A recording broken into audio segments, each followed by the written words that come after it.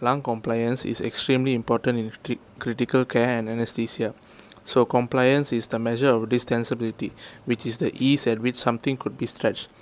Lung compliance is defined as the change in lung volume per unit change in transpulmonary pressure.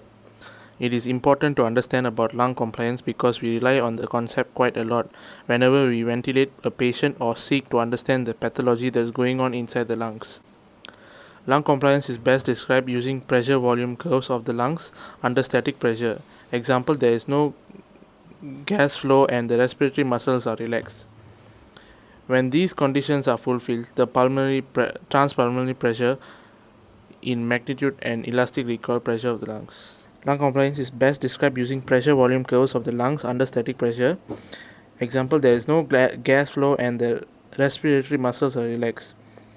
When these conditions are fulfilled, the transpulmonary pressure reflects in magnitude and elastic recoil pressure of the lungs. The slope of the pressure volume curve equates to lung compliance. Normal lung compliance is around 200 ml per cm H2O. So the drawn saline filled lungs here, which shows increased lung compliance. Air filled, which are normal lungs, have normal lung compliance around 200 ml per cm H2O.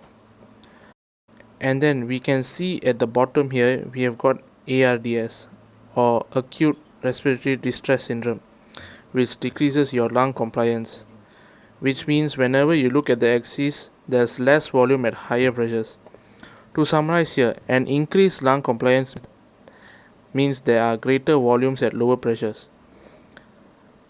Lung compliance can be calculated by the slope of each of these respective curves. These plots are called hysteresis curves, which is the representation of uncoverable energy.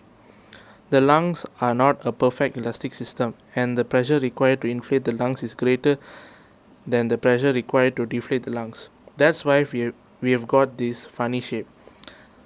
Inspiration is represented by bottom aspect of the curve, and expiration is represented by the top of the curve.